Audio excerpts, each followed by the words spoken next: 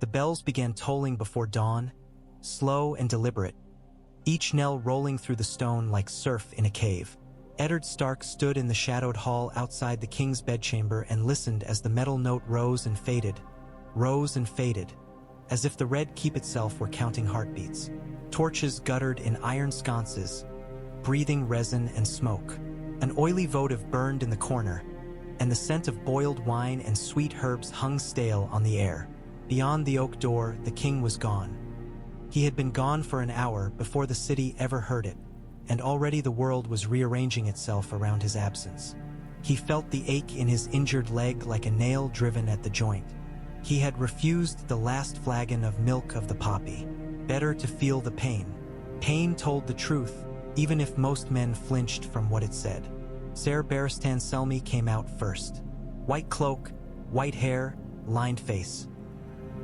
He shut the door and stood straight and grave, as if bracing himself beneath an invisible weight. "Your Grace," he said from habit, then corrected himself. "My lord," Eddard inclined his head. "Ser Barristan." "He died as a king should," the old knight said, clear-eyed and holding to his duty. "He named you protector again, before witnesses."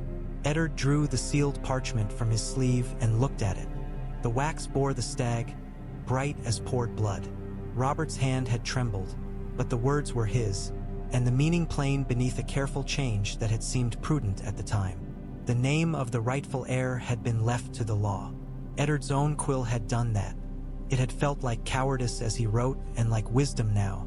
A colder wisdom, iron hard. "The bells will bring them," he murmured. "Cersei, her father's friends, the little wolves and foxes. You have served kings all your life, Barristan Selmy. With me, you serve the realm." The old knight's mouth thinned. "I know my oath." Footsteps sounded from the stair, a whisper of silk beneath them.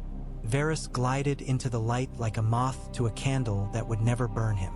The eunuch's face was wet and puffy, his eyes rimmed red. He twisted his hands together. Alas, alas, a tragedy. Such a man, such a friend to the small folk. The city weeps.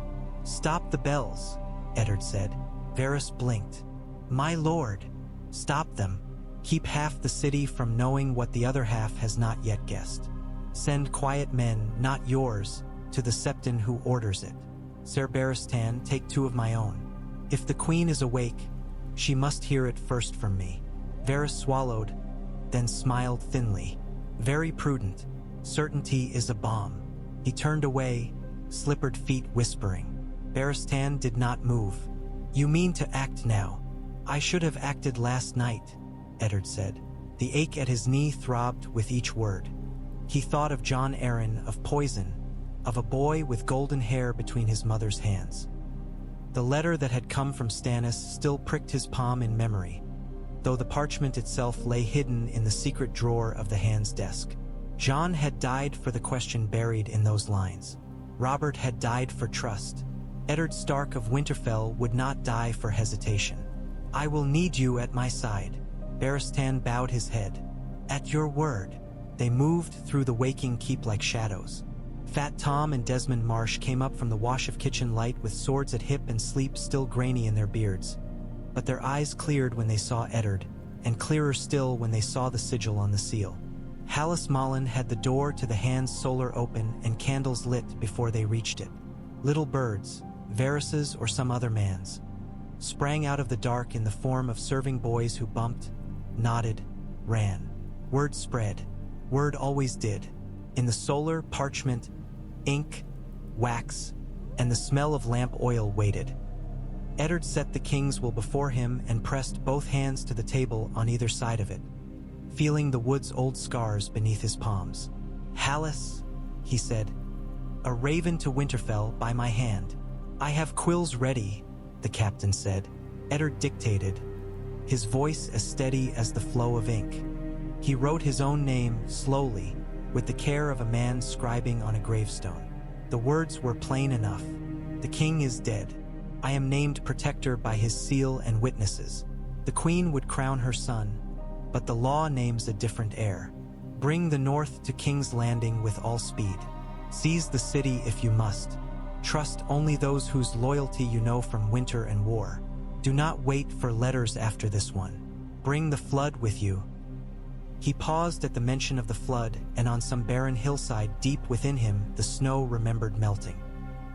He thought of Robb, young and unblooded, of the Gretchen's laugh like breaking ice, of Roose Bolton's pale eyes, of tall Ricard Karstark who never smiled, of the Manderly spears and the white knife running fat with fish. He thought of Theon Greyjoy and what black wind might fill that boy's cheeks if the sky broke into storms.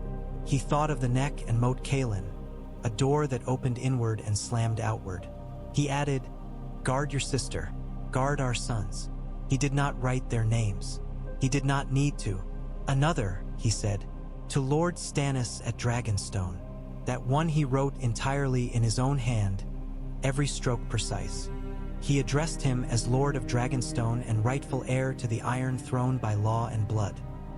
He named the treason of the Queen without naming the bastardy of her children outright. Even now, though the admission burned in his mouth, he promised the city if Stannis would come, the law held above all men, the trial of the guilty done in daylight. There were others. To White Harbor, to Oldcastle, to Bear Island, to Deepwood Motte. To Harbormaster Botley at White Harbor he added a line. "Send what ships you can spare. The Blackwater must be watched and held. To Ser Roderick in Winterfell, advise my son with all the authority I give you. To Maester Luwin, ravens to the bannermen before my own can reach them." When he finished sealing the last, the sky beyond the shutters had bleached from black to ash. Sound gathered in the city. Shutters banging back, carts creaking, a woman shouting, a fishmonger's bell. The great bells had stilled, as he had ordered. The silence that followed them was taut, a harp string drawn near to breaking. Littlefinger arrived with the smell of mint on his breath and a smile he had polished for a mirror. "All is bustle," he said lightly, glancing at the stacked, sealed messages.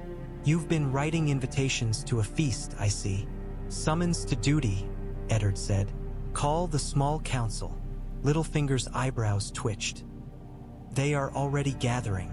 Word flies faster than ravens. The Queen has heard the bells and seeks her priest." His gaze flicked to the seal upon the parchment in the topmost place. "And you seek to place that in a chair." "I seek to keep the peace," Eddard said, "and hold this realm to its law. The city watch will gather under arms at the barracks. Janos Slynt is to receive orders from me alone." "Is he?" Littlefinger leaned upon the chair back and watched Eddard with the little slanting glance that always set Ned's teeth on edge. "You do not trust me with your errands." "You are master of coin," Eddard said.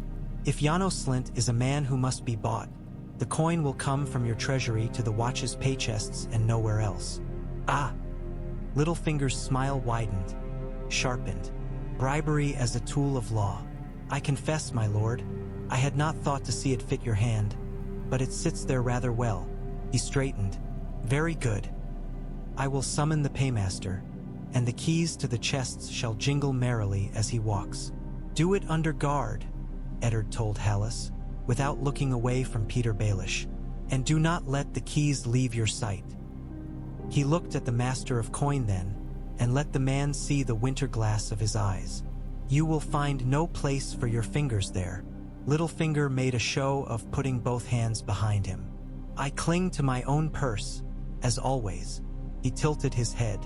"And if the Queen declines to accept your paper kingship, she will have no choice," Eddard said. "Kingship?" Littlefinger's soft chuckle was all silk and smoke. "Protector, then. You must admit there is a difference, and it is a difference of swords." "We will have the watch," Eddard said. "And the truth." He did not say what he felt. That truth had no sword of its own unless men put steel into its hand, and steel had a habit of serving the hand that held it, not the word it claimed to love. He left the Solar with Hallis and Barristan at his shoulders and the others falling in behind like a tide. The corridors to the Tower of the Hand opened out into the morning like a mouth opening to an old name. The Red Keep was a maze of pale stone and tapestries and echoes. They passed the empty niche where the skull of Meraxes had once stained black the walls. They passed the narrow slits where he had stood nights and let the wind take his breath and give it back cold. They passed a serving girl who curtsied with eyes averted and a man-at-arms who did not. At the barracks the watchmen stood in files, rough and varied, bristle-bearded with cold eyes or yawning from wine. Leather jerkins cracked with sweat salt and brass scales polished to gleam. The smell was iron and old straw. Janos Slint, a bull-necked man with the sort of face that looked finished with a mallet rather than a knife, came out to meet him, helm beneath his arm, small eyes blinking. He bowed. It was the shallow sort of bow that could be turned into a shrug if need be. "My lord Hand," he said, careful. "Word is the king's gone to the gods." Eddard looked at the watch arrayed behind him, then to the man's coarse mustache and meaty hands. He placed Robert's will into Barristan's gloved palm rather than his own.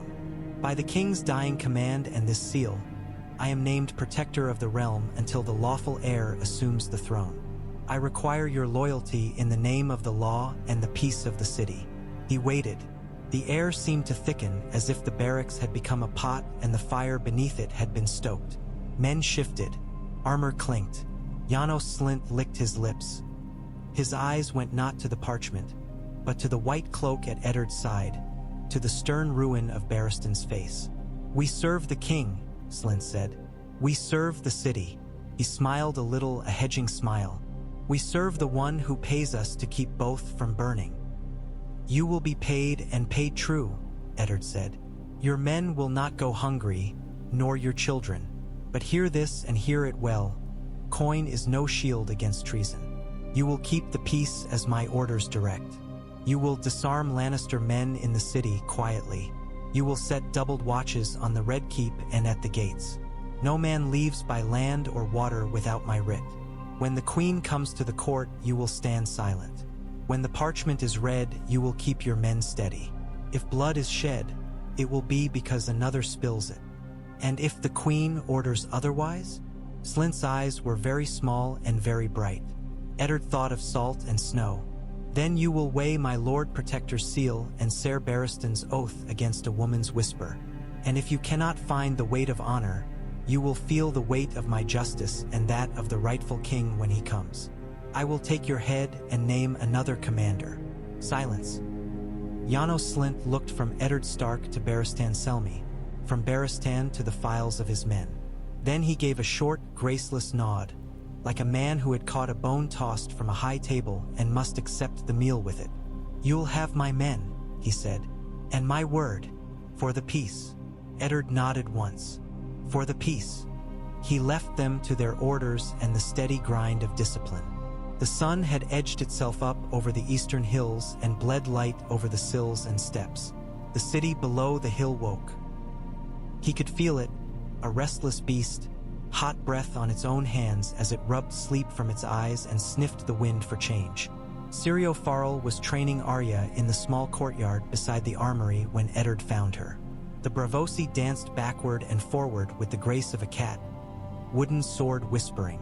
Arya's hair was plastered with sweat against her brow, her face fierce, her feet light. The wooden swords clacked and tapped and thudded. Syrio had a half-smile, as if the movement itself satisfied him more than victory. "Father?"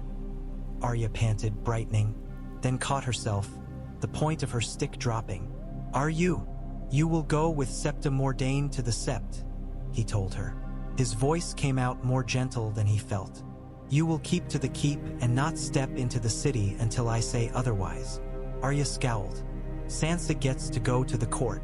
She told me she was going to wear the green silk today and stand right behind the queen so everyone can see her.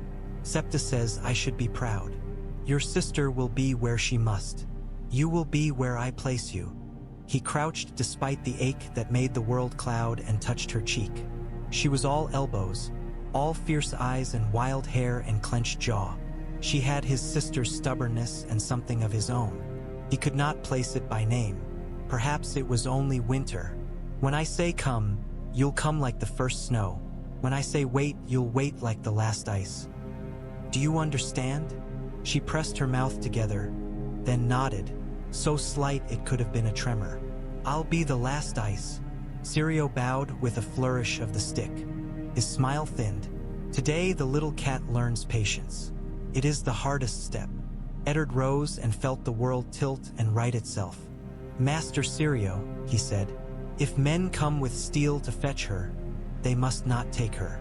They will not, the Bravosi said softly, and there was nothing soft in his eyes at all. The small council chamber was half in shadow when he entered. Varys waited like a carved thing, hands folded. Pycelle's beard tangled on the table while he snored open-mouthed, until a clerk jogged his chair and the Grand Maester woke, blinking. Renly Baratheon stood by the window with golden antlers on his green doublet, his expression carefully blank. Peter Baelish had found a chair by the wall and studied his fingernails. The chair at the head of the table, the king's chair, was empty. The sight of it struck Eddard with a force he did not show. He took the seat of the hand and placed the sealed parchment on the table before him. The king is dead, he said. Robert Baratheon, first of his name, died this morning. Before his death, he named me protector of the realm and regent until his rightful heir comes by law to claim the throne. Renly's mouth twitched as if he might spit laughter and could not. By law, he said. By law, my brother Stannis comes before all. As I have written to him, Eddard replied. He touched the parchment. He will come. Until then, the peace of the city rests in our hands. The queen will be called to court at once. The queen, Varys said softly, has been at prayer these 2 hours, and the boy is dressing in gold, for he loves gold. He looked down demurely. It makes him feel taller. He has no crown, Renly said, turning his head to the window. There was a hardness to him Eddard had not seen before, a line from jaw to neck like a knife beneath the skin. Not yet. No crown, Peter murmured, is as heavy as a man's first lie. Pycelle laboriously adjusted himself in his chair and coughed, as if raising a corpse from a bed. Gentle sirs, he wheezed. This is a time for unity, not old quarrels. The prince, the young man is beloved by the commons. He is beloved by his mother, Eddard said. That is enough to begin a war without our help. We will not give it to her. The city watch is under arms. I ask you to stand with me as the king's will is read in the throne room. We will do this in daylight and with witnesses. There will be no whisper of usurpation. There was a small pause as they weighed their own purposes against the weight of the realm. Varys lowered his eyes first, the picture of humility. The realm is ever in need of peace, he said. Peace, whispered Pycelle. Peace, Peter agreed, smiling, as if the word itself were a lover's jest. Renly did not echo it. He pushed off the window and came to the table, palms on the polished wood. He was young, tall, and pretty as summer. I spoke to you last night, he said to Eddard Lowe. I told you what must be done. You told me to take them in the dark, Eddard said. To steal children. I do not steal. Then you will lose, Renly snapped, the prettiness gone in a flash, the summer blown away by a harsh spring wind. Perhaps, Eddard said, but I will not begin the next race by cheating the last. Go if you mean to go. I cannot hold you. Renly's eyes flicked, sharp. They went for Peter first, then to Varys. He found no comfort there, only the skin of smiles. He straightened.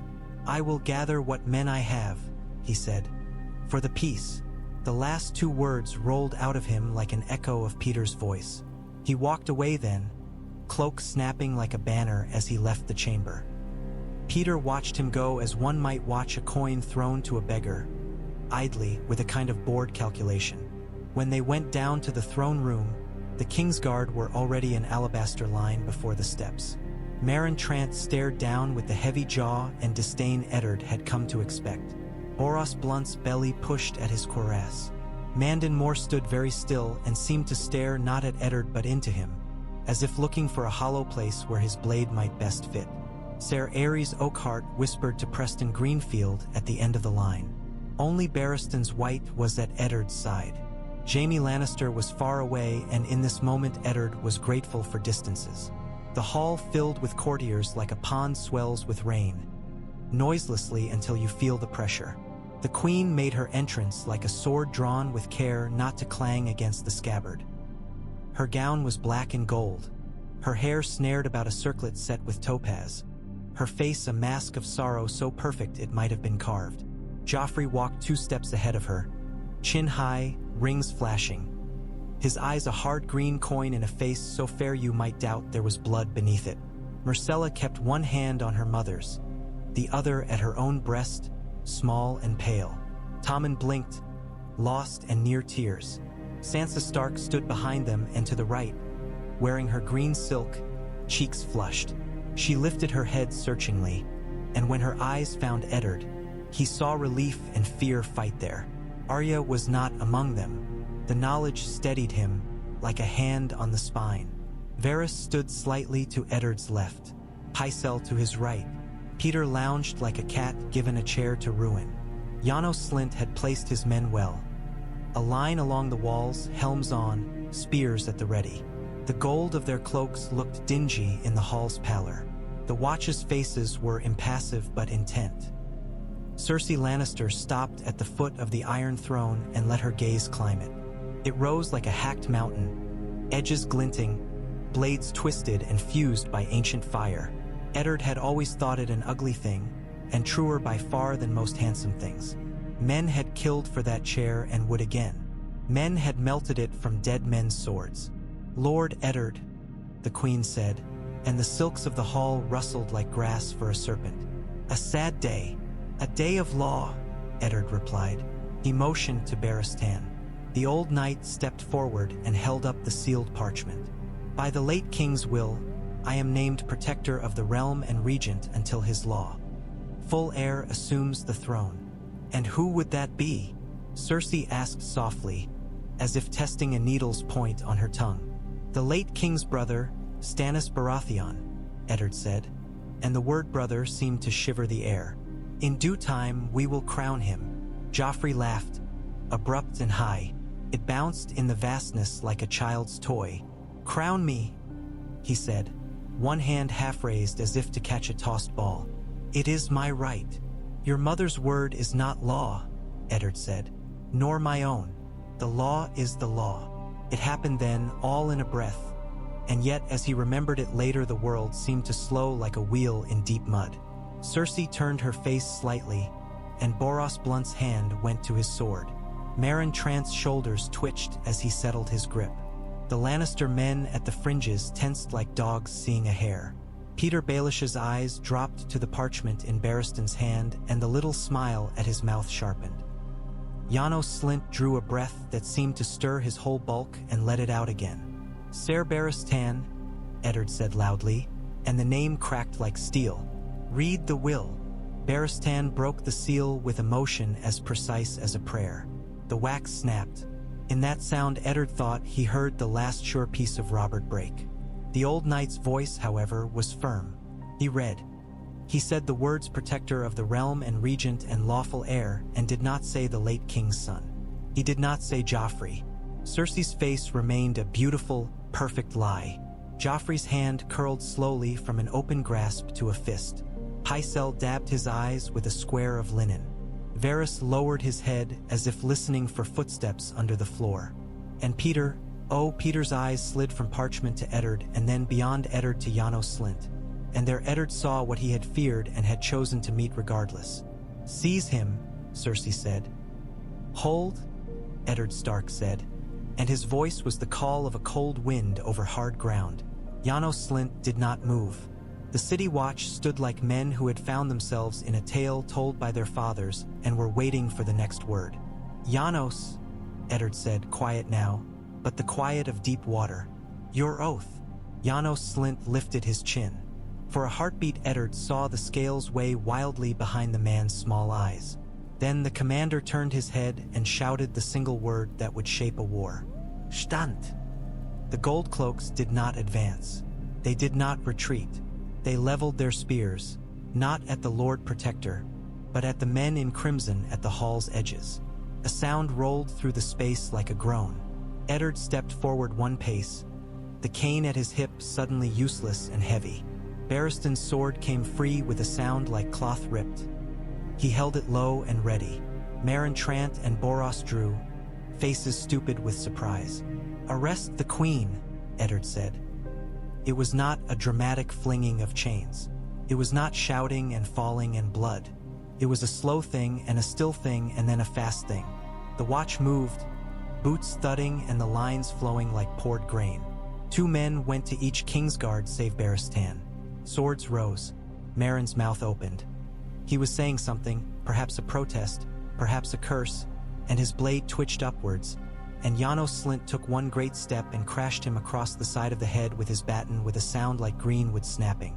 Meryn fell like a sack. Boros swung and found 3 spear points in his breast, and the breath knocked out of him as more men crushed him down. Ares Oakheart made the motion of a man trying to find the air in front of him with his hands and then lowered his sword before his own feet. They took it away from him and he let them.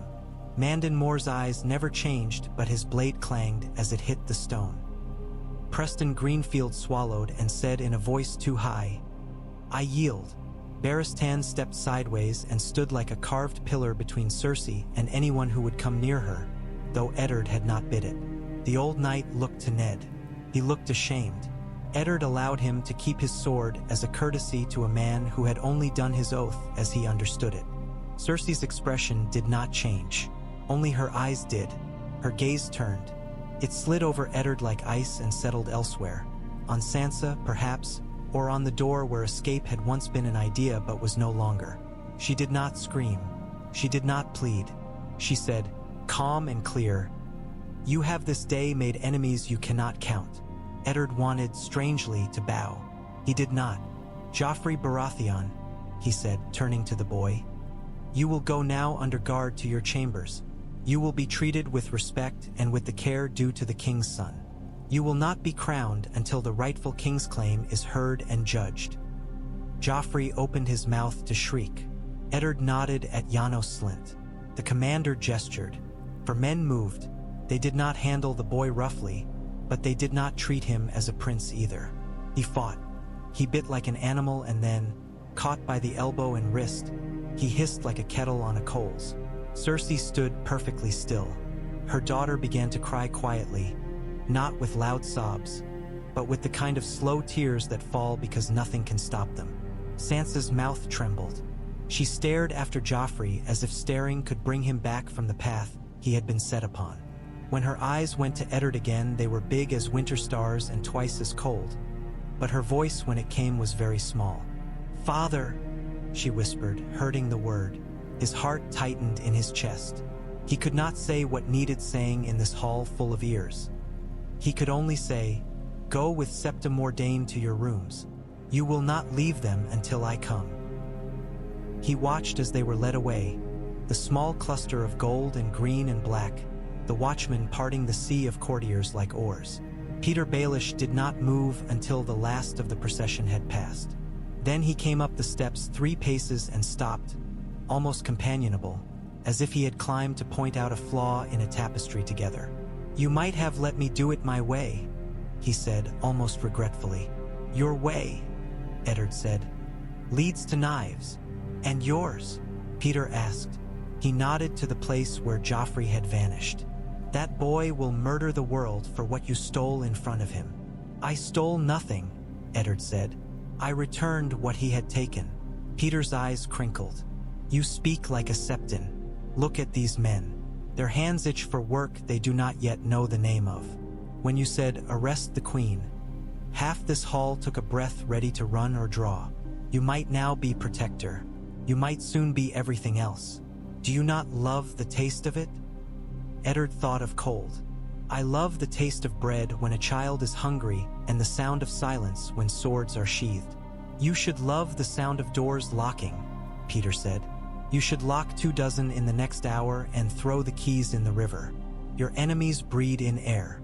You will not have the chance to breed with them," Eddard said, and nodded to Hallis Mullen, who had come up with 4 northern men like shadows. "Peter Baelish, by my authority as protector, I place you under arrest for treasonous counsel." For the first time that morning, Littlefinger's smile vanished. It did not fall.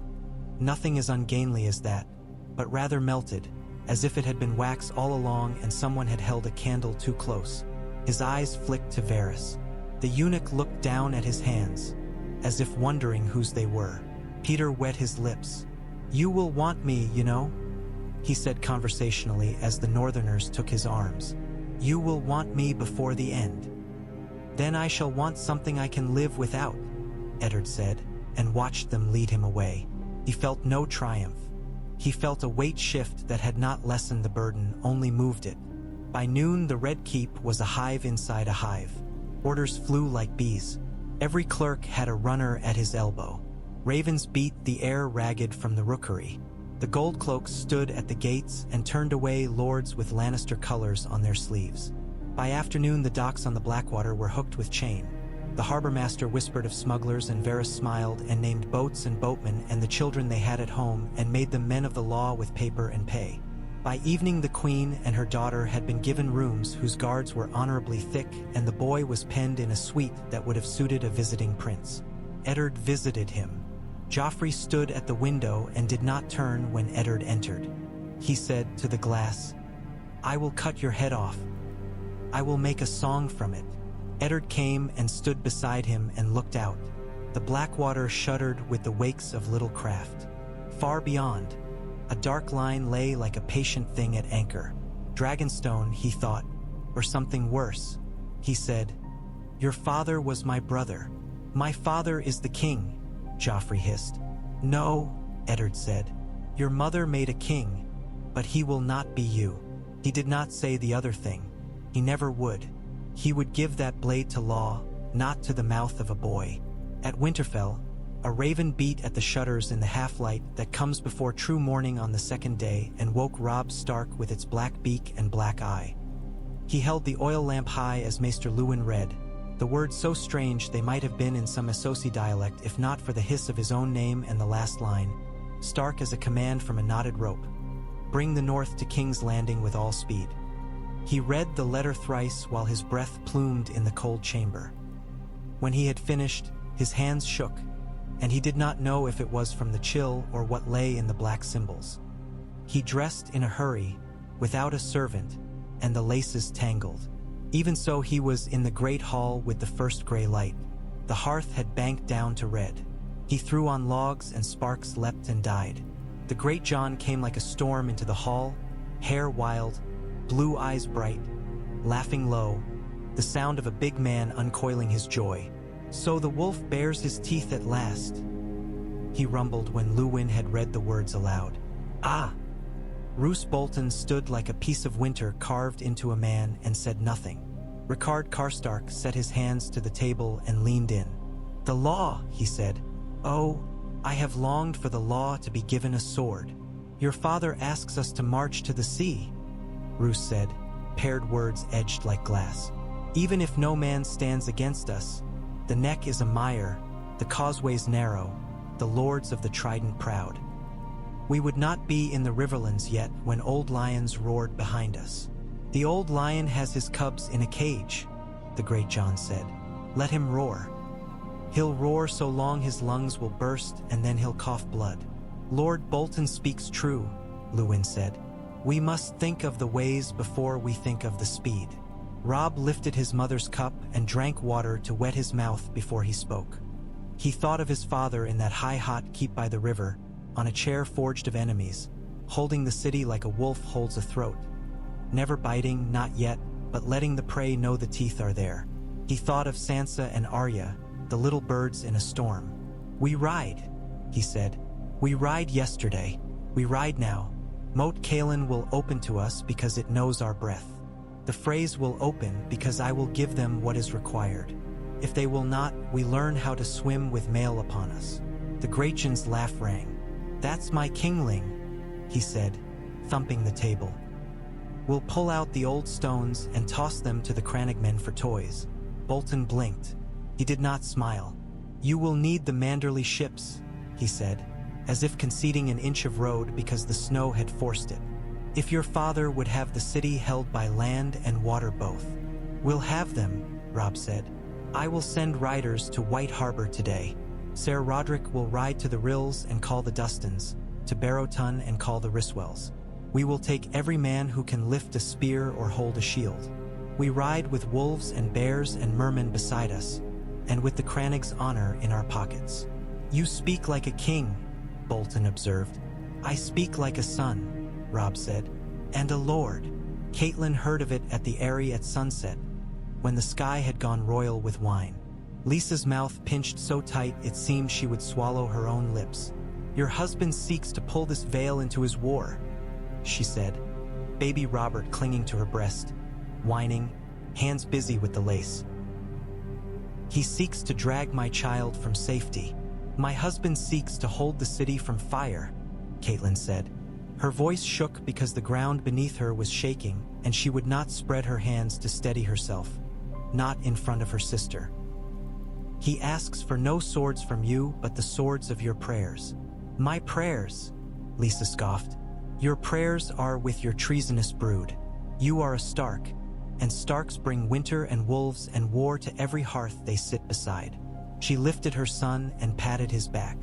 We will not go down from our mountain and be taken into your ruin. Catelyn had come to ask for men. She left with none. She was 2 days on the road before her escort brought her the next news. This time from a rider panting out of Riverrun, face slapped raw with wind and tears in his eyes only when he spoke the name, Hoster. She went to her father in the night and found him fevered and smaller in the bed than he had ever seemed in life, the heat of him surprising. The Tully fish swam on the walls. Edmure stood like a man who had spent too long in battle with a shadow, alert and weary in the same breath. The Lannisters raid as they please, he said, as if they had bought the Red Fork itself with gold an inch deep pressed in the mud. And my lord father? Catelyn asked, because that was the river that ran beneath all the talk. Dreaming, Edmure said. He rubbed his eyes with the heels of his hands. And burning with what he dreamed. She sat beside Hoster Tully and took his hand, and when he knew her, his eyes opened and he smiled and thought her his own wife, dead and loved, and called her by that name and broke her heart into something not quite so fragile. In King's Landing, the days stacked like shields and became a wall. The city did not starve. The granaries were opened under guard and sold out at prices written on boards for all to see. The butcher's hooks did not sway empty. Eddard rode the market with Janos Slint and 30 men in muddy boots and stopped a fight before it grew fangs. He spoke to the faith and asked the High Septon to give words from the pulpit that spoke of law and waiting. The old man wept and did as he was asked. He looked at the Alchemist's Guild and went down into the cool stone where jars gleamed in the lamplight like fat toads. For wildfire, the pyromancer said, smiling, as if speaking of a pet. Eddard counted the jars and wrote the number in his own hand and left a man he trusted at the door. He had seen what fire could do when men loosed it thinking it a servant. He had seen it once at Pike, and had no wish to see it again in the city where his daughters slept. Varys came and went and brought words like bandages, like knives. Renly had gone south with a tale of men, green as grass and thrice as slippery. The Tyrells looked toward him with half an eye and toward their own table with the other. Lord Stannis had put to sea, his galleys making black lines behind them. A raven out of the marches brought rumor that Tywin Lannister had moved his great host from the west and was gathering beneath the golden hills like a patient thunderhead. We could end it with a word, Pycelle murmured one evening over a cool cup of spiced wine while Eddard watched the light go caramel over the river. Return the queen and the prince to Casterly Rock. Give them safe conduct only. Their father will go, and the realm will sigh, and the lawful king may come to a city that has not been made a bonfire. And what word would that be? Eddard asked. Pycelle cast down his rheumy eyes. Mercy. Eddard thought of Cersei Lannister's eyes, green like leaves that cut the tongue if you bit them. Mercy is not the same as surrender, he said. If we lend justice to the law today, perhaps we will not need to beg mercy of any man tomorrow. Pycelle shook his beard so it rustled like straw. You speak as if the law lives in a chest and we have only to open it to hand out titles like bread. I speak, Eddard said, as if men once believed in something and I have not forgotten the taste of it. On a day when the wind came off the bay smelling of salt and tar, a lean black galley with a painted onion on its shield slid up to the quay under the eyes of a dozen of Slint's best. A man climbed the plank, horn-rough hands and old scars at his knuckles. Hair going to gray in a way that made it look like salt flecked his head. Davos Seaworth bowed as if his knees would never forgive him and held out a letter with Lord Stannis' seal upon it. They brought him to the Solar. He did not sit until Eddard gestured, and even then he perched like a man expecting to be told to leave his chair. "My lord sends you his thanks," Davos said, "and his will." He did not look at Varys, though Varys smiled as if meeting an acquaintance on the street one meets only in stories. "He will not enter a city that holds his enemies as guests. He will enter a city that holds them as prisoners and will see them judged by his law and the gods." "Your lord knows the girl and the boy are not soldiers," Eddard said. "Any man who uses children as shields is no lord at all," Davos replied quietly. "But men will die for them, and men will kill for them until they are judged. We do not make the world. We keep it from becoming worse than it is." Eddard studied him and saw there a thing he recognized.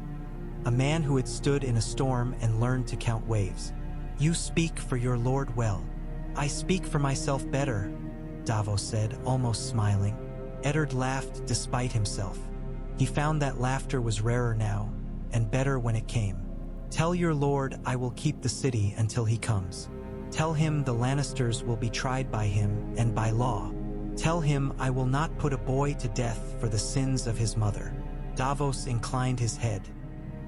"He will have no crown for mercy," he warned, "only for justice." "Then perhaps he should make that crown from it?" Eddard said, and looked at the cranes at the river, their necks like great birds bending toward the water, dipping, lifting, dipping. In the riverlands, war took its first true breath. Jaime Lannister rode with banners bright as flame and broke rivermen at the Golden Tooth, and at the Mummer's Ford, and at a dozen lesser fords where the water was low and the will to stand proved lower. Lord Tywin's army sat upon Harrenhal like a big man on a broken chair. River lords died in the fields and in ambush and in their beds with their sons beside them. The small folk ran.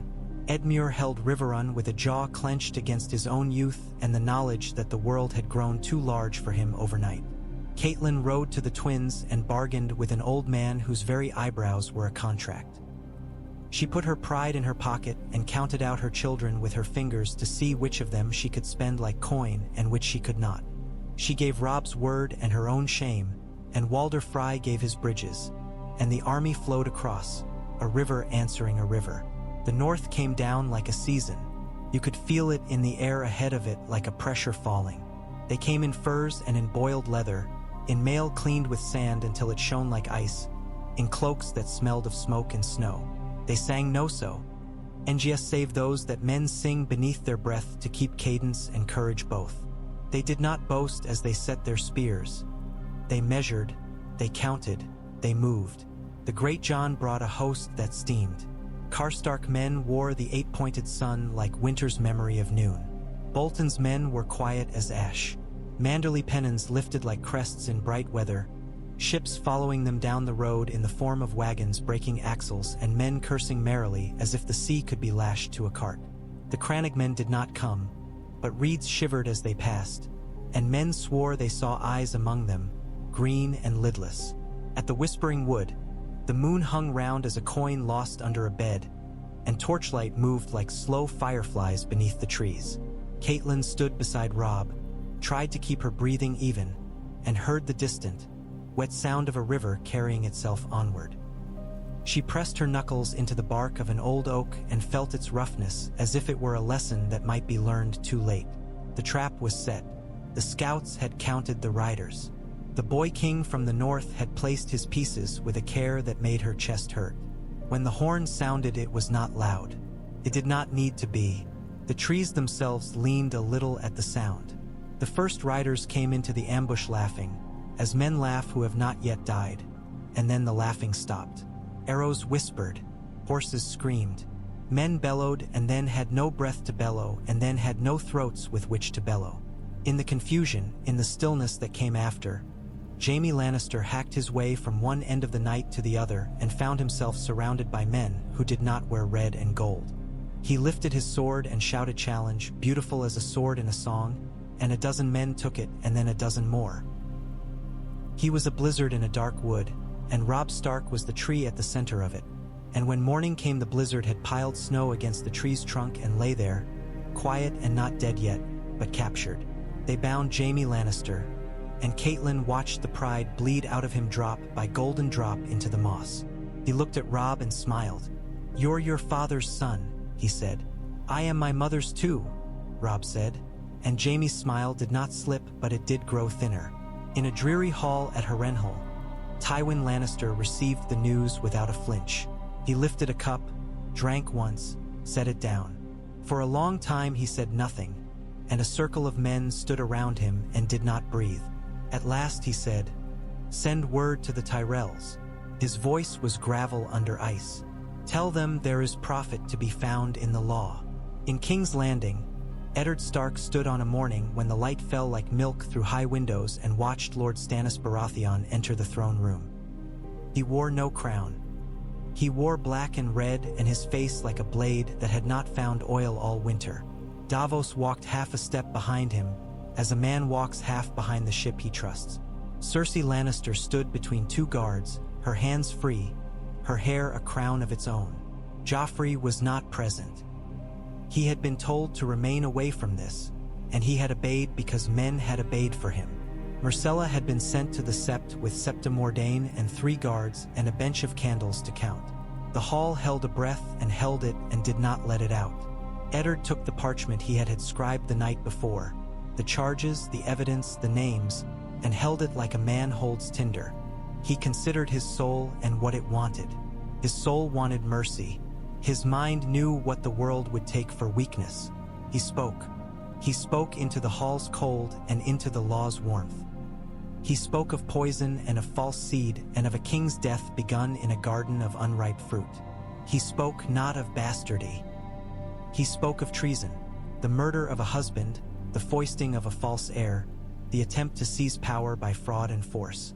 Stannis's face did not change. He listened like a judge listens, the corners of his mouth turned down not in anger, but as if each word were a weight he had to hold. When Eddard finished, he did not look to the hall.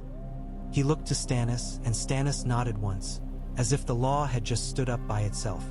"The law is plain," he said. His voice was a drum in a cave. "Cersei of House Lannister, you are guilty of treason against your king and your realm." Cersei laughed. It was not a girl's laugh. It was not a mother's laugh. It was a sound like glass under a wagon wheel. "Do it," she said. "Crown your laws with blood.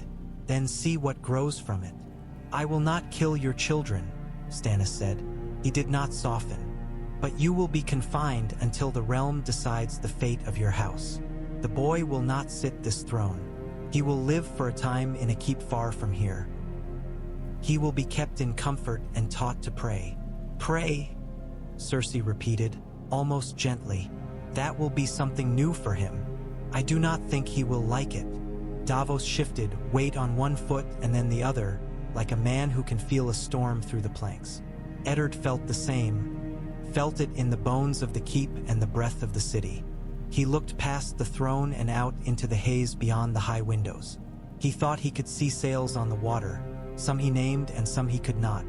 He thought too of men marching and counter-marching, of banners sniffing new winds. That night, as the city slept in patches, a man in a hooded cloak slipped into a quiet corridor near the Queen's rooms and found himself looking at a Braavosi with a wooden practice sword in his hand. "Only one?" the man in the hood asked. "One is as good as one needs to be," Syrio Farrell replied, and moved like water. They did not find the intruder's body until dawn, and then only because a wine taster stumbled over his foot in the dimness and spilled half a jug before he saw what it was that he had kicked. The man's cloak had fallen back. He wore reds beneath. On his wrist was braided gold. They took his rings and showed them to Varys, and Varys sighed as if a child had brought him a broken toy and asked him to mend it. "Lord Tywin has sent his answer," the eunuch said later to Eddard, placing the rings on the table between them. Their weight seemed disproportionate to the smallness of the thing. "He will not take this city from outside the walls. He will take it through its doors." "He will try," Eddard said. He traced the simple circle of one ring with his finger, felt the dent where a hammer had missed its mark for a heartbeat. Even lions, he thought, had fur that hid scars. 3 days later, a company of Tyrell men-at-arms arrived under a white flag and asked to parley. Their captain was courteous and spoke of Renly as if speaking of spring. "Our lord would have peace," he said and smiled. "Peace?" Stannis repeated carefully, as if tasting the word and not finding salt in it. "It is a beautiful thing," the Tyrell said. "It is profitable. Flowers do not grow in burned fields. Wheat does," Stannis said. Once, Eddard watched the exchange and thought that he had never seen two men speak the same tongue in such different languages. He sent them away with words to carry back in cupped hands. Melons you could not set down without bruising. They bowed and left. 2 days after that, a raven brought a scrawl from Bitterbridge where Renly had thrown up his green tents like grass. It said in the smug hand of a man who has never been cold that the realm had smiled upon him, and that he smiled back, and that it would be cruel to take away such happiness from so many by insisting upon hard definitions of birth and law, when love would do instead. Eddard read it twice and then fed it to the candle and watched the curls of parchment blacken and turn to light ash. Stannis said only, "He will not smile long." Catelyn Stark came to King's Landing under a banner of truce and climbed the hill with wind in her hair and the smell of river smoke clinging to her cloak. Eddard met her in the Godswood where the red leaves had no whispers left to give him. They stood beneath the heart tree and counted what they had like two old players with tired eyes. "You hold the city," Catelyn said, and the words were wonder and reproach both. "I hold it like a man holds off winter with his arms," Eddard said. "If I let go, it comes in, and if I do not let go, my arms grow tired." "Robb has captured Jaime Lannister," she said, almost harshly, as if daring him not to be proud. "He took him in the night and pulled him from his horse like a fox from a coop." Eddard closed his eyes. He could see the boy's face. He looked older than his years in the mind's picture, and yet he could not subtract the curve of cheek a father knows. "That will hurt them. It will make them mad," Catelyn said. "They will bite their own tongues to get blood in their mouths, so they can spit it at us." He wanted to put his brow against hers, not as a lord, not as a hand, not as a protector. As Eddard, as a man who had stood in winter and found a hearth in her. He did not. He had learned to keep certain parts of himself under stone. "We will keep the boy and the mother safe and try them when Stannis sits. We will return Jaime for peace when the realm will hold him as hostage for his house's good behavior. We will not throw him to the crows. Your mercy will save or ruin us," she said, and he could not tell which hope flickered in her voice. "Both," he said, and that was the truest answer he could give to anything now. When she left him, she went to the sept and found Sansa there, kneeling in a row of candles, hands folded so perfectly they could have been carved. She sat beside her and spoke in a low voice, talking of Riverrun, of Hoster's dreams, of Robb's pride, of Bran's stories, of Rickon's tantrums. Sansa listened and nodded and did not cry until Catelyn said Arya's name. And then she did, and they held hands as the light guttered and rose. One night, late, Eddard walked the ramparts with Davos. The onion sailor was silent in that way that meant his head was busy. The moon had scoured the clouds away and lay broken in the river like a promise. "What do you think of my city?" Eddard asked at last. "It is a wonder," Davos said. "It is an illness. It is both. I have seen cities choke on their own greatness. I have ferried men away from fires they lit themselves. You are trying to keep this one from setting itself alight." "And will I?" Eddard asked. "For a time," Davos said. "And time is what ships ask the sea for, always. Enough to pass, enough to come home." Eddard leaned on the parapet and felt the stone cool his palms.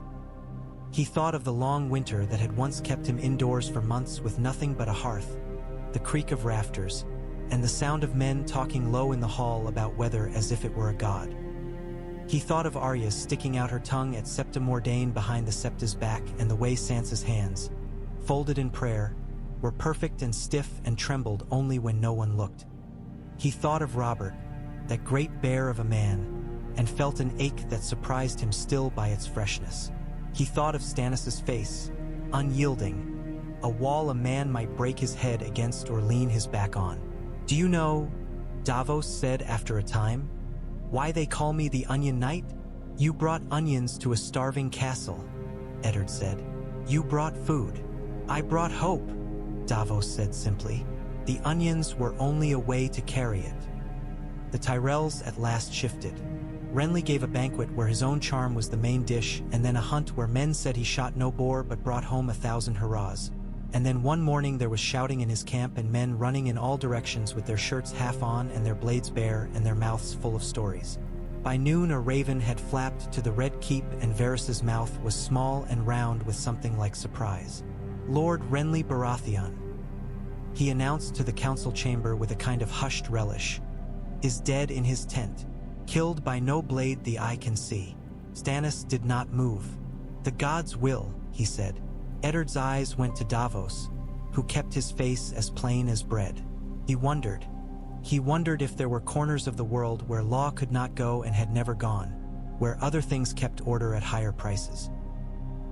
He looked back to Stannis and thought that if there were such corners, this man would sweep them clean with something colder than piety. Renly's death made the Tyrells look at their plate. It made them switch plates. Before a fortnight had passed, a pretty girl with hair like straw and a smile like a blade had walked into the throne room and curtsied very low. Marjorie Tyrell was playing a game with roses and iron, and when she rose, her eyes slid to Stannis without fear. "My house seeks to serve the realm," she said. "Serve the law," Stannis corrected. "Of course," she said sweetly, and Eddard thought of vipers coiling themselves around branches for warmth and comfort both. Parley was made. The corners of it were smoothed and polished until you could put it in your pocket and it would not tear through. The Tyrell banners turned. The city did not know whether to cheer or to watch. Breath held. Somewhere far to the west, Tywin Lannister moved again, this time not toward the capital but away from it, as if the air had changed and he was following a scent none of the rest of them could smell. In a chamber not far from the Godswood, Eddard met Sansa one afternoon and sat with her in the window seat while the garden's muted birds chattered. "Do you hate me?" he asked. She looked at him in shock, the kind that turns the face suddenly childlike again. "No, father," she said quickly. "I thought you might hate me." "For what?" "For wanting," she said, and her mouth trembled. "For wanting what I had. For wanting songs to be true. For wanting him to be..." She looked down at her hands. They were still perfect. "He is not the things I wanted." "No," Eddard said. He reached out and took one of her hands, and it did not tremble. "But some things you wanted are not wrong, only mislaid. Songs are not lies when they are sung for the right hearth." "I don't know what my right hearth is," she whispered. "You do," he said softly. "You always have. It is where your blood does not have to apologize for beating." When winter finally sent its herald, one sharp wind from the north that made the flags crack like whips, news came with it like leaves torn out of autumn. Stannis sat the Iron Throne. He did not sit it with joy. He sat it like a man sits a tool he will use to work and fix and break. He took oaths from lords with faces like sealed letters, and he broke others, gently where he could, harshly where he must. Tyrion Lannister came to the city under a safe conduct and stood before the throne and looked up at it as if at a joke told too long, too badly. He asked for his sister and got a cell's keys rattle in answer. He looked at Eddard then, and there was an odd sympathy in the small man's eyes. "I once tried to save your life," he said in a private moment, walking with Eddard in a shade barely good enough to be called a hall. "I failed. My sister will think you failed too. She is very good at that." "I did not fail," Eddard said. "I did not ask to be good at saving Lannisters." "No," Tyrion agreed. "But here we are, both saving and breaking the same things in turn." He looked out a window. "My father is a mountain that throws its own shadows. When it moves, villages are crushed even if it only wishes to shuffle its feet." "Does he move toward us?" Eddard asked. Tyrion considered a moment. "He moves away for now. He has always preferred his own bed to others, and there is much to rebuild to the west. But mountains turn. Give them time." Eddard smiled without mirth. "Time is all anyone asks me for now, and all you can give," Tyrion said. "It is a rare coin. Spend it where it buys more of itself." In the far, far east, beyond any map that mattered to the city, a girl with pale hair walked into a fire and walked out again changed. That was a story for another day and a different winter, but sometimes late, when the Red Keep slept and the river dreamt of the sea, a wind would come that smelled not of salt or smoke or fishes, but of something sharper, metallic, strange. Eddard would stand at his window and remember a promise made in a snowdrift and a tower and a cry that had written itself behind his eyes. And he would hold the city because his hands had not yet forgotten how. The North came to King's Landing like a promise kept.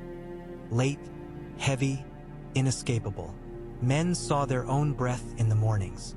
The bakers complained of yeasts that would not rise. The small folk wrapped rags around their hands and made jokes about wolves sleeping in their beds while they huddled at the hearth. There were skirmishes still, old feuds that did not die because a king sat where another had been bidden to, but they were smaller, more mean than grand, and the city held. Stannis wore the crown with dissatisfaction, as if it were a helm that pinched at the temples.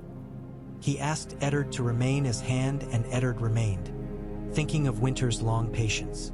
He spent money carefully, as if each coin had a name. He sent judgments with the ferocity of a man burning rot out of a wound. Men complained of his lack of charm. Men slept easier, too. When the first snows finally fell in King's Landing, small, slant flakes that turned to slush as soon as they kissed the stones, the city laughed in surprise. Children chased one another through the drifts that collected in corners where the sun did not lean. Sansa stood in the yard and held out her hand and watched a snowflake melt upon her palm, as if it were a secret whispered by a maid and immediately denied. Arya went out with Syrio and fenced against the flakes, face up, mouth open, swallowing the cold like a dare. Eddard stood on the steps of the Tower of the Hand, leg aching, heart heavy and light in equal measure. He looked over the city and felt it breathing, the great living thing which had not burned. Not yet. He thought of all that still lay outside its walls like wolves beyond a sheepfold, noses in the wind. Winter had come, and winter gave a kind of peace to men who had not known it. A peace of necessity and the slow work of holding. There would be worse storms. Storms that started in deserts and across seas and inside men's own hearts. But for now, for the length of a breath, he let the snow land on his brow and did not brush it away. He had done what he had once thought impossible. Given the law a sword, and then forced the sword to serve the law rather than the other way around. It had cost him things he could not name, because to name them would be to know their price too intimately and count it too often. He had kept his daughters' lives, and he had lost their songs. He had given a hard man a softer city, and a softer city a hard man. He had done all of this like a man stacking wood ahead of a winter he cannot predict, only respect. That night he went to the God's Wood. It was small and its heart tree had no face, not like the one at Winterfell, but it was a place where wind spoke and leaves listened.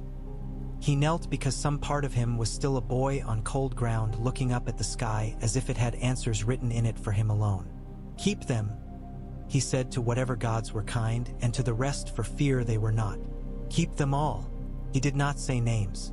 Names were talismans, and talismans are easily dropped. When he rose, the snow had stopped. The city were sleeping. The bells did not ring. The law sat on a chair forged from old wars and waited for new hands to test its steadiness. Eddard Stark walked back through a keep he had seized not for himself, but for a promise he had made long ago, and a promise he had made this morning, and a promise he would make again tomorrow. He was not a king. He did not need to be.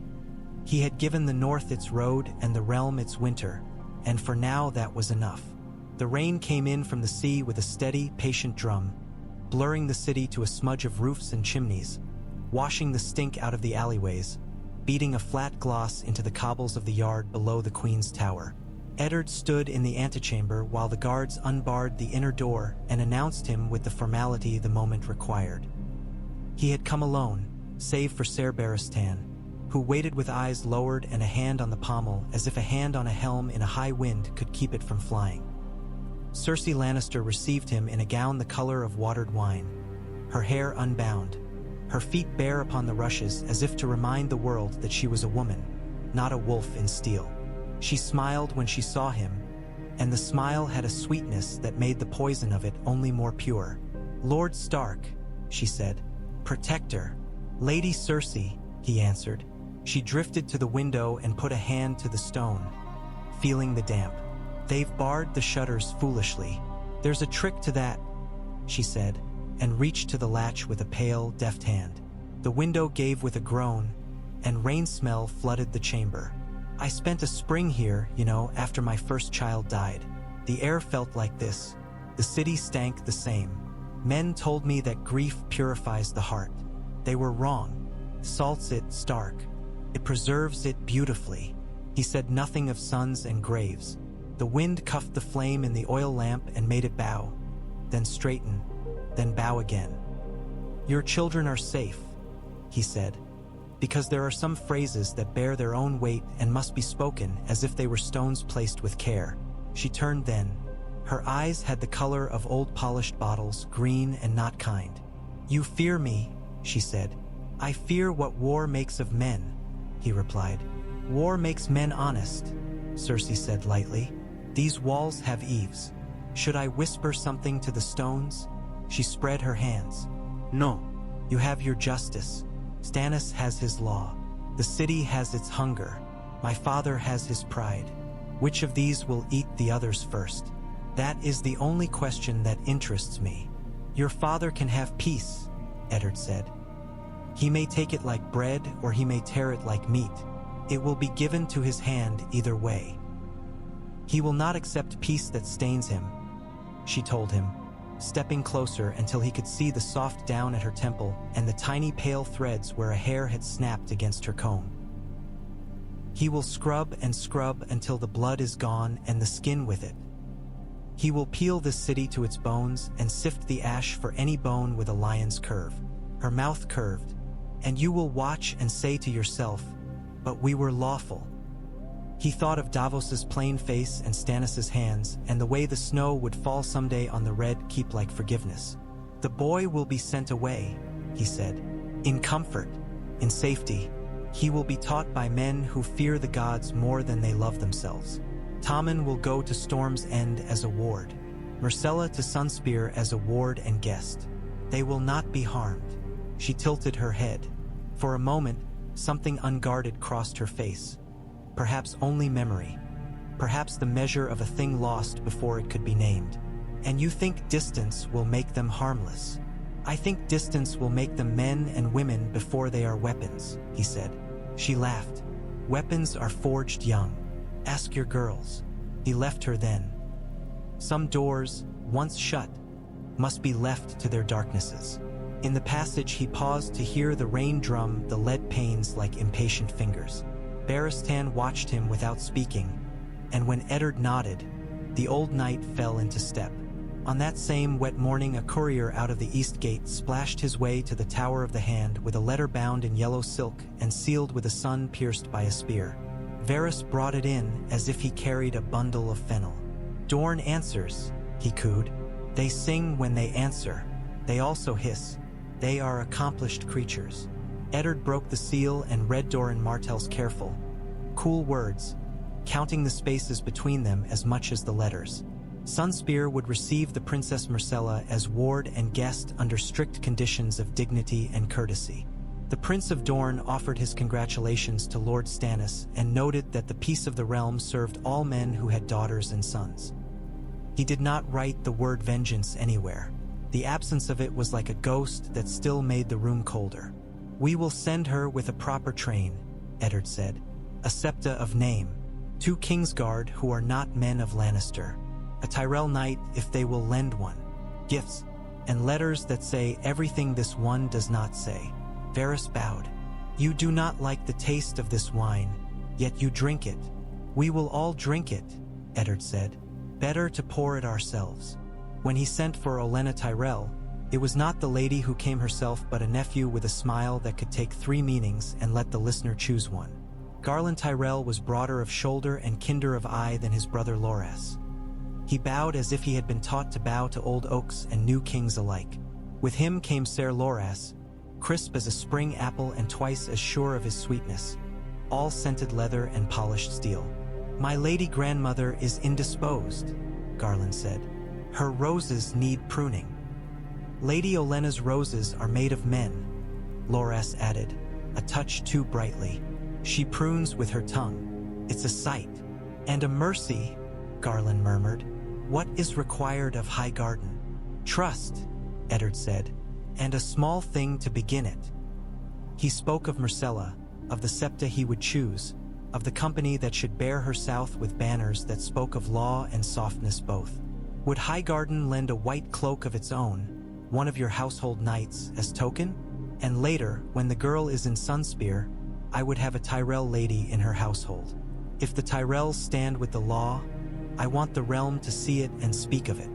Loras's jaw tightened almost imperceptibly at the mention of white cloaks that were not the Kingsguards. Garland's eyes warmed. "We will send Ser Rabar Royce's cousin, Ser Victor of the Mander," he said after a moment's thought. "He's a sober man and strong, and Dornish wine tends to his stomach better than most." He smiled. "As for a lady, my grandmother will choose someone who can hold a needle and a tongue both, I promise you." Loras's voice came lower, quieter. "And my brother Renly?" Eddard held his gaze. "The truth must be spoken to those who will not forgive it." "Dead." Loras's throat bobbed. He nodded once, a small, stubborn motion that looked like a boy vowing not to weep. "Then let the world be different," he said, and turned away before the difference in him could be witnessed too closely. Robb Stark rode with mud frozen into his horse's fetlocks and a wind that whistled teeth through every chink of harness. The Riverlands had turned from green to a wounded brown. His men marched less like a stream and more like a river, ragged at the edges, full in the middle, rocks showing here and there where stubbornness and pride broke the surface.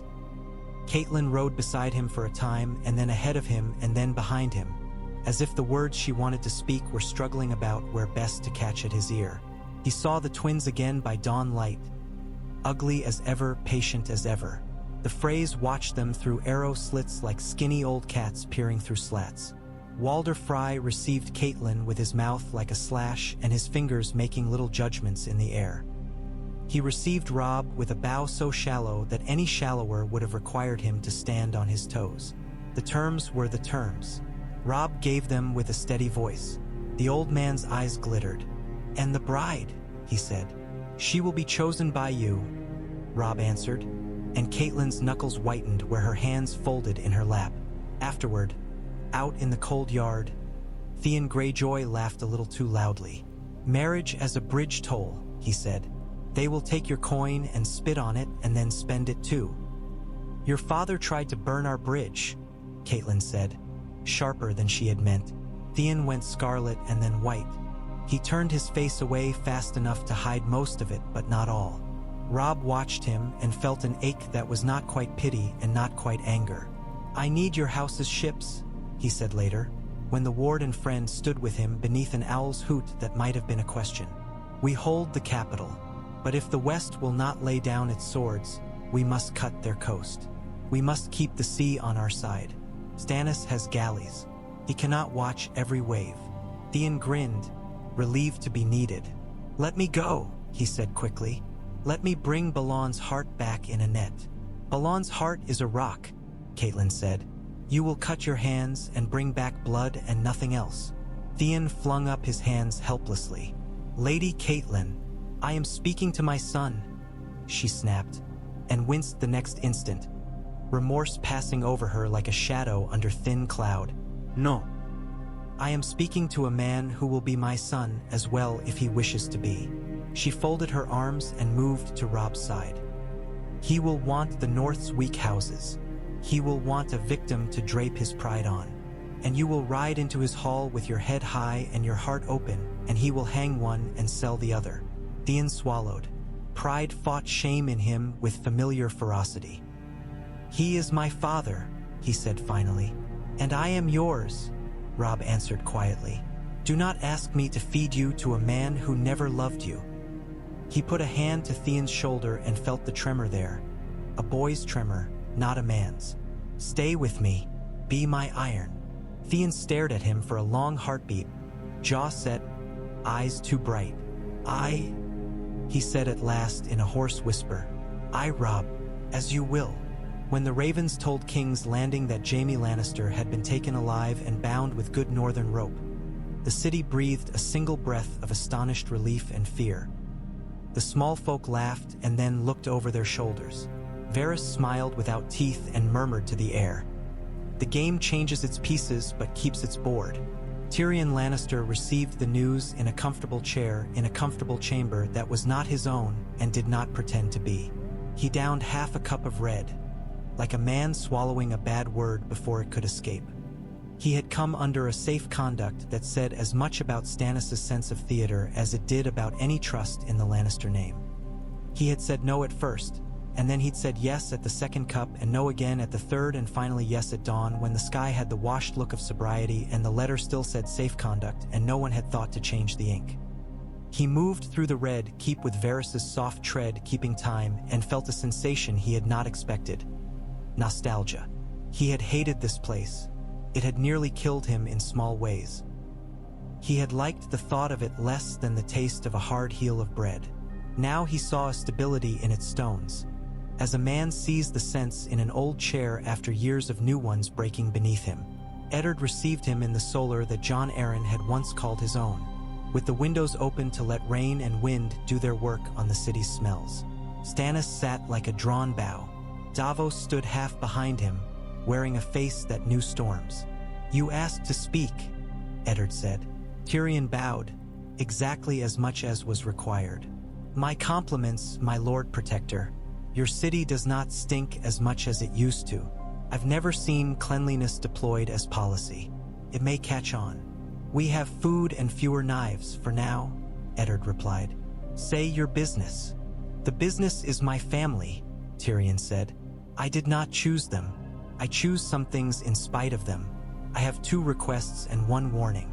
The requests are simple: that my brother be treated as befits his station as a prisoner of war, and that my sister be allowed to keep a septa with her who does not mistake piety for stupidity." Stannis' mouth did not alter. "Your brother is fed. He can walk in the yard with guards. He may have a book. He may not have a sword. As for your sister, she has a septa and she has never troubled herself to know whether the woman is stupid." Tyrion nodded. "Then that is as much mercy as I can hope for." He took a breath. "The warning is this: my father will make the Ironborn his cats if he can. He will throw fish heads to Pike and say he is teaching them to sing." Davos's eyebrows rose. Eddard's eyes narrowed. "And you tell me this because?" "Because I dislike being predictable," Tyrion said simply. "And because my father will use anyone. You, me, his own shadow if shadows had hands. If you've decided that 1 Lannister is enough in your cells, spare yourself the surprise of opening a door to find a grey joy there as well. Watch your coasts." After he had gone, Stannis said something that might have been praise if you squinted at it in a poor light. "He sees around corners. He sees how men build them too," Davos said. "That is what worries me," Eddard murmured. He looked to the map again, and the little wooden ships shoved into the Blackwater as if they were boys daring one another into cold water. "We will write to White Harbor to double the patrols. We will ask Dragonstone's captains to work in pairs." On a morning hard and bright as hammered tin, the court heard the case against Pycelle. It was not the worst case they would hear, nor the bloodiest, nor the grandest. It was a small corruption set in a grand beard. Varys produced letters in a lilting voice that seemed to have no opinion about their contents. A scribe read from a ledger where the ink lay faded, but his hand had not. A young woman with a poor cloak and a good memory testified about a drug given, and a man told to sleep through a child's fever because the child was better off dead than a bastard. Pycelle wept. He protested. He coughed. He slewed his beard and seemed astonished that it could not cover him like a curtain. In the end, Stannis spoke the sentence that had been hanging in the room all morning. Stripped of chain, stripped of office, confined to a chamber to pray and keep his own counsel until such time as the conclave named a new Grand Maester. He did not lose his head. He did lose the small coin he had become to the Lannister's purse. Varys came to Eddard after and spoke with unusual directness. Littlefinger will not go so quietly. He will turn a corridor into a market and sell his own footsteps as commodities if he thinks it will fetch him a buyer. He is in his cell, yes, but he is never only where he is. He smoothed his robe. The court will want his spectacle.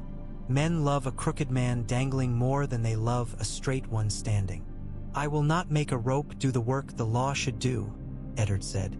We will try him for what he has done, and if the law condemns him, he will be condemned by words he can hear and men he can see. Littlefinger stood at his own hearing like a man who had selected his own gallows tree and was offended by the carpenter's choice of plank. He made jokes that slept flat in the air. He named no names that mattered and a dozen that did not.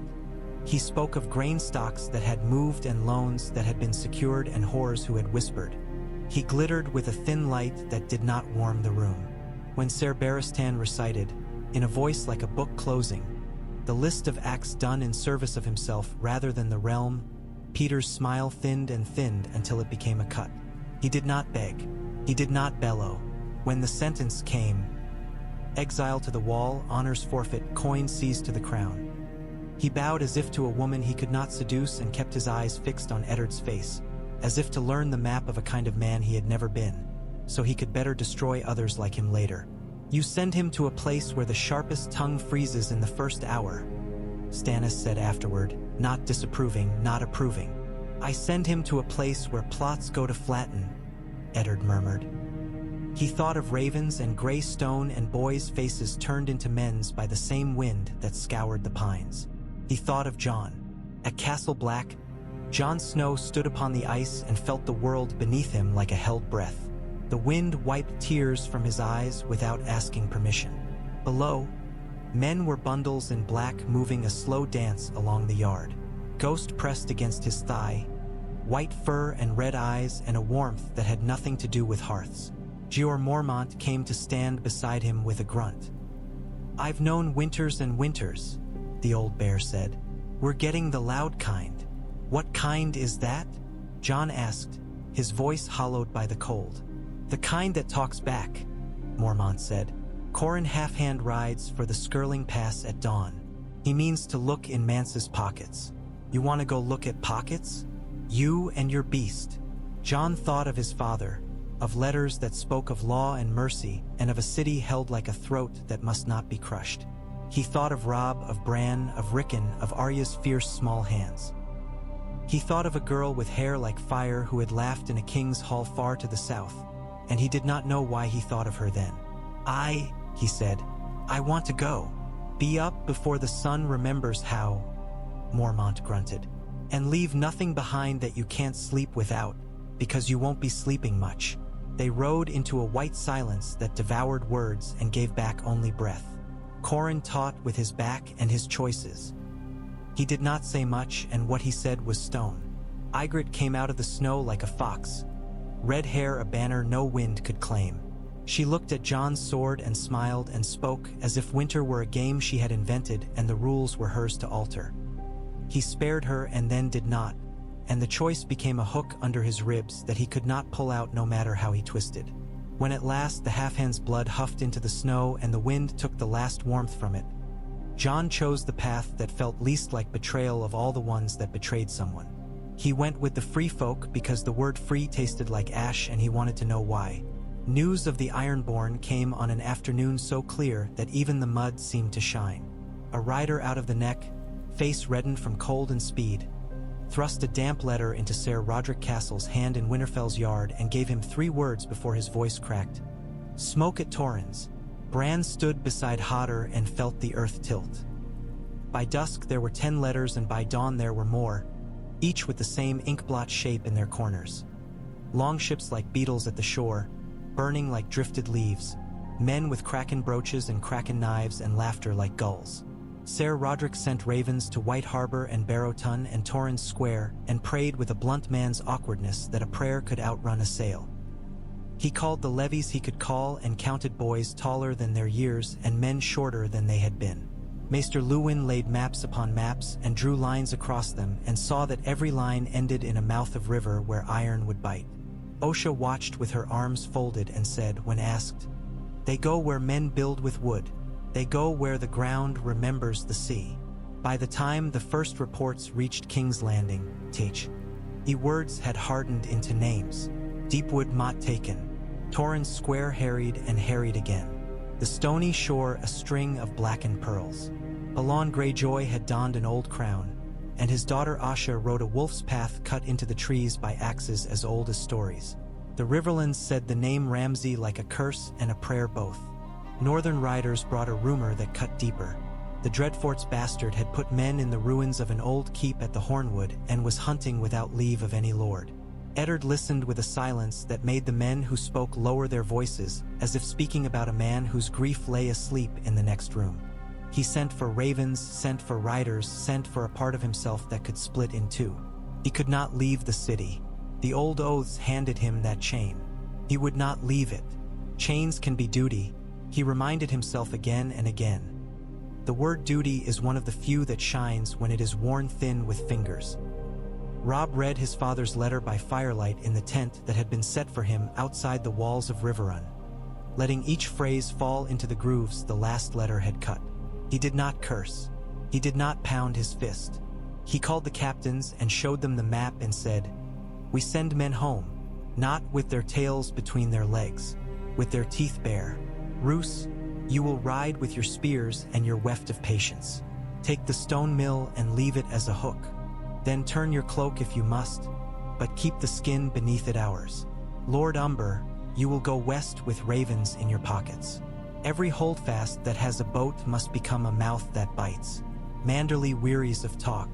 It is time to make his ships do the thing they were born for." Caitlin stood in the back of the tent and watched her son divide himself like bread.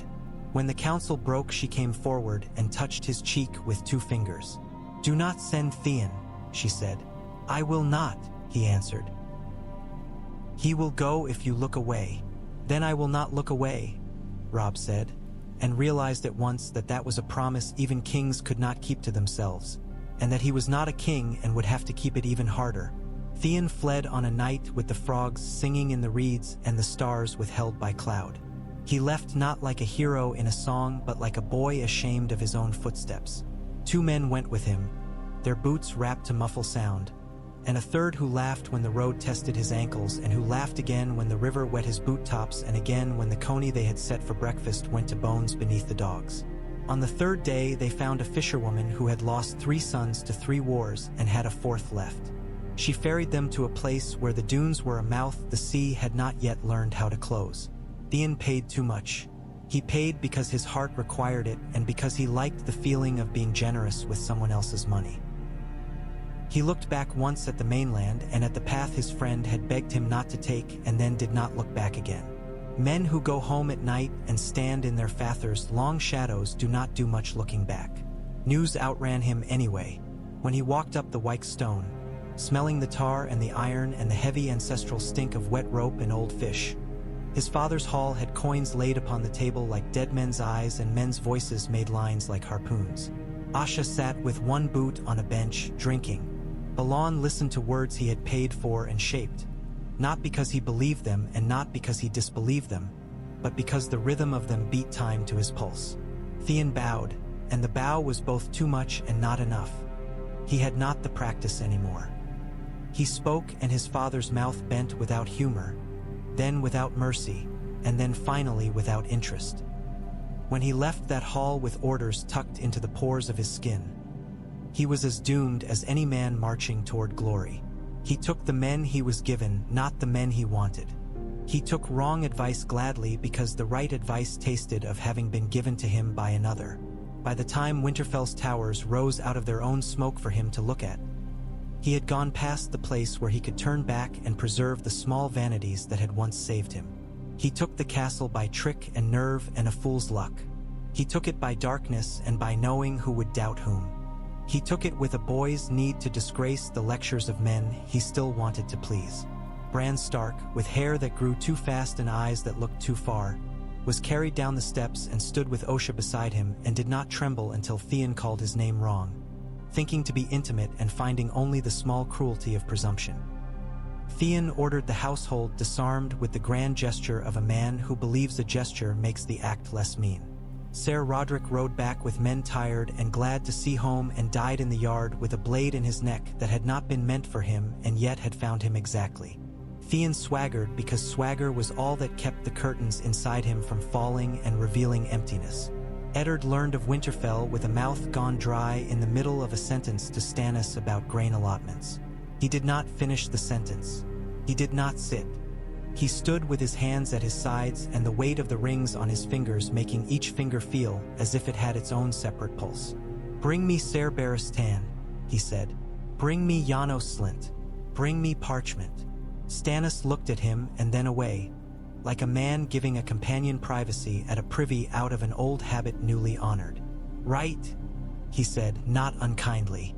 He wrote to White Harbor and to the Rills, to Lord Hornwood's empty chair with a letter that would go to a man not yet named. He wrote to the Dreadfort and made his hand slow, and when the ink dried he sanded it with a little extra care, as if the own patience he showed might be paid forward in the world beyond the paper. He wrote to Robb and to Catelyn. He wrote to Maester Luwin and told him what no man should have to be told twice in a lifetime: how to hold despite hunger, how to brace a door so that it could be opened later and not torn from its hinges now, how to survive a winter inside a single night. He went to the cells where Cersei kept her pride like a little flame cupped in her hands. "Your friend has returned the hospitality you showed him," he said. Cersei blinked once and then smiled, slow as syrup. "Which friend?" she asked, and let him choose which answer would make him angriest. He did not give her the satisfaction. He left her with her lamp and her plans and her faith in knives. Joffrey learned of it too. He learned the name of the castle he had visited once as a child, and despised the stones, despised the simplicity of the North Wind, and he tasted the word usurper for the first time like a new candy. "They will cut his head off," he told the guard sent to watch him. The guard had a scar like a hook at his cheek and looked at the boy without liking and without fear.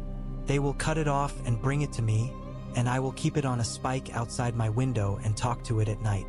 I will say, 'Who is king now?'"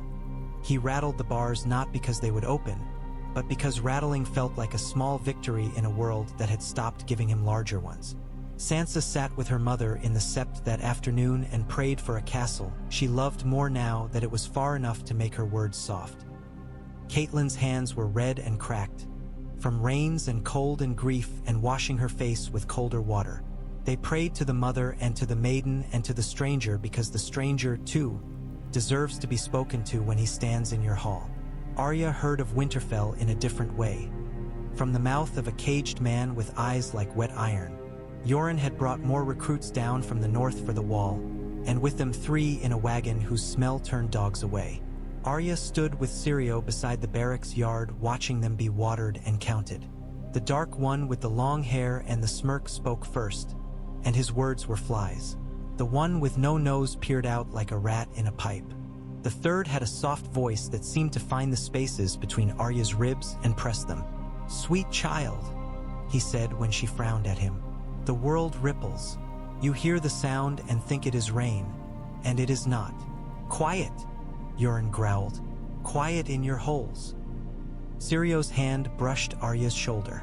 "Men who speak like rope are best not to be knotted with," he murmured.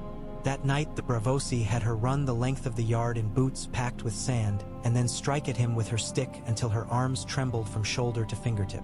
Later, when she lay on her back gulping air and counting the beats of her heart with something like stubborn gratitude, he lay on the stones beside her and said, "There are many ways to go north. Some require a road. Some require only that you think on a thing until your feet cannot go any other way." "I will not leave," she said fiercely, surprising herself. "I will not leave, father." "Then you will not," he replied. "And if you do, you will not." At Harrenhal, a bat flapped lazily through the high rafters as if it alone had claimed to comfort in that black place. Tywin Lannister listened to his son with the patience of a stone wall and the consideration of a scythe. Tyrion spoke of prisoners and law and the possibility of good sense extracting his sister from a noose and his son from a dungeon. Tywin drank wine as if it had been meant for someone else and he was rescuing it from a bad fate. "Stannis will not trade law for mercy," he said at last. "He will trade it for advantage only if he can pretend it is law." "Then give him law," Tyrion said. "Offer to send Cersei to a mother house. Send Jaime to the wall in black as old as songs. Pay coin until their coffers buckle. Swear fealty. Tug your forelock." Tywin's mouth bent. It might have been a smile, and it might have been the beginning of a grimace. "I do not swear to lesser men," he said very softly. "If it comes to a choice between living under that iron-faced prig and dying with my name unbent, I will take death, and I will teach my children to be proud of the lesson." Tyrion thought briefly of those children, of one in particular with eyes like Lannister gold gone sour, and then thought of another, gentler boy with a cat's affection for warm laps. "You have grandchildren," he said. "Yes," Tywin said wearily, as if told he had sacks of flour. "They too will die someday. Men have survived it before. I will not bend." "Then you will break," Tyrion said, because sometimes he could not help but say the thing that would damage him at the moment and save him much later. Tywin's eyes were as unreadable as he could make them. He waved a tired hand. "See to the west. I will see to the east. And stop offering to sell me my own dignity at a discount." The trial of Cersei Lannister was a pageant brutally stripped of its pomp until only the plain timber of it remained. The hall was not open to the city. Witnesses were called and records read and names spoken that made old men look away. Lancel Baratheon came with skin like an onion and a voice that could peel itself. He wept and stammered and in the end told what he had done with wine and with whispers, and how often and at whose request. The pyromancer's account books showed jars departing their cool cellars when no feast demanded fireworks. A butcher's boy who had twin scars like quotation marks at his ear told of cakes with strong wine baked into them and of the queen's visits to the kitchens with her flatteries carefully folded like napkins. A septa told what she had heard in confession that should never have left her mouth and yet did because confessors too are men, and sometimes men fail. Cersei stood and watched and wore her beauty like a shield that might turn a spear done to words. She did not demand trial by combat. She did not kneel. She and Stannis stared at one another across a chamber full of law, and they did not blink. The sentence spoke of confinement, not death. It spoke of a life to be lived in rooms with a window and a door that could only be opened from without. It spoke of a mother house where women prayed and the only crowns were candles pressed into circles to be burned down. Eddard felt the whole hall loosen, very slightly, as if a noose had been removed and replaced with a heavy necklace. Cersei smiled one last time, a small, real smile, the only one he had ever seen upon her face. "You think you have taken my teeth," she said very low as the guards came to stand beside her. "You have only made me patient." Tommen rode south with a banner that had a stag and a fiery heart on it and smiled at everyone with a gentle confusion that made men want to pet him like a sad dog. Myrcella's ship stood out into a wind that worried the corners of its flags and thereby kept them alive. Marjorie Tyrell came to the quayside and pressed a little bundle into the girl's hands. Rose oil and a handkerchief, a book of prayers copied by some deft Highgarden scribe with marginal drawings of vines and cats. "You will be loved there," she said, with the assurance of a woman who was loved everywhere and had made a science of the matter. Myrcella looked up at her with something like awe. "You are very beautiful," she said gravely. "So are you," Marjorie said, and then whispered something into the child's ear that made her giggle and straighten her shoulders and step aboard the gangplank with a sailor's pride. Davos watched the sail fill and thought of promises turned into cloth. Eddard stood beside him and felt a knot untie that had not known itself to be a knot until it felt the loosening. "One seed planted," Davos murmured. "Pray the soil is good," Eddard answered. A raven dropped into the yard 2 mornings later and made the air ring with its drying wings. The letter tied to its leg had been written by a firm, ugly hand and read like a list of accounts. Roose Bolton requested leave to move east from the Ruby Ford with half his strength. He requested it quietly, with no flourishes. He requested it like a man offers to water a neighbor's garden in winter. Eddard read it 3 times and then sent it to Robb with a single line beneath. "Watch the hand that pours." Bolton moved. He moved like fog. He left men where men would be seen and took men where men would be felt. He wrote letters to Harrenhal that were as full of respect as a full goblet is of wine, and if any drops leaked, they were only the kind that stain and not the kind that catch flame. He sent his bastard into the green with dogs that knew the smell of fear better than the smell of fox. He did not write of the bastard, because men who do not write of things hope to never be asked about them. When word came of Winterfell burned and the boys slain, it came in a voice that cracked twice in the same sentence and then went on determined, as if to show that a voice could be a spine if it had to be. Maester Luwin wrote the letter because nobody else had the hand for it. Osha wept and did not stop the weeping. She piled it like wood against the next cold night. Bran and Rickon had gone into the Wolfswood. They had not returned. 2 small corpses had hung at the walls where boys had once run with sticks and scuffed their knees and been scolded with exasperation that had meant love. Eddard read the words and then did not see the words. He saw a door and beyond it a winter room, and beyond that a bed he could not share with sorrow. He saw a promise he had made in a tower of wind and blood and silence, and he heard Lyanna speak without breath. "Promise me, Ned." He stood in the yard with the letter still in his hand. He did not weep. He went to the Godswood of the Red Keep, small and insufficient, and yet, in that moment, the only place where a man from the north could let his eyes spill and not be robbed of anything more than salt. He knelt and did not pray words. He let the names of his children be prayers. After a time he felt a presence beside him and did not reach for his sword because only one man walked as soft as that without meaning harm. Varys stood with hands folded as if warming them over a fire no one else could feel. "They are not the boys," he said, as if confessing a small vanity. "The ones hung. The gods do not give us many miracles, Lord Stark. This is one and not one. They are not the boys. But your boys are gone, and these mothers will still weep." Eddard turned his head slowly. "How do you know this?" "I make it my business not to be surprised by deaths," Varys said, and for a moment his face was not his face but a mask pulled aside to show the weary thing beneath. "They have gone where small folk go when the great houses shatter. Into the dark, into the woods, into the mouths of wolves, perhaps into the arms of friends. I do not yet know which." Eddard closed his eyes and felt something inside him stop trying to beat its way free against his ribs. He let out the breath he did not know he had been holding. "Find them," he said. "Find them or find their bones. Find them because I will not fill this hole with my own guesses." "I will try," Varys said, "but the woods have their own noises. They are not like palaces. They do not like to be listened to." In the silence that followed, Eddard thought madly of sending Arya north with Syrio and a guard of men who could move like reeds in a wind. He thought of Sansa married to a kind man with a lame leg and a good library. He thought of Robb's face when the ravens next came. He thought of Catelyn's hands and how they would shake and steel themselves again in the next breath.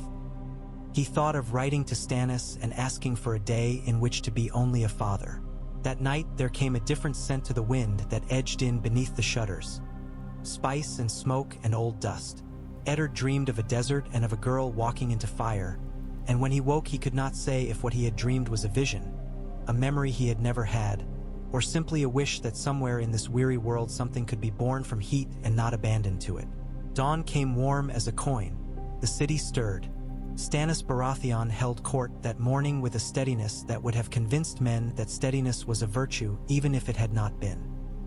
He heard a petition from a guild of masons who wanted their rates fixed in stone and a complaint from a fishwife whose stall had been moved from shade to sun, and whose fish had thenceforth gone soft too quickly, and a suit brought by 3 brothers who had cut one field too many into 3, leaving it sullen and angry with them all. He made the judgments and his face did not change, and men left saying he was ungenerous, and yet sleep came easier that night to their houses.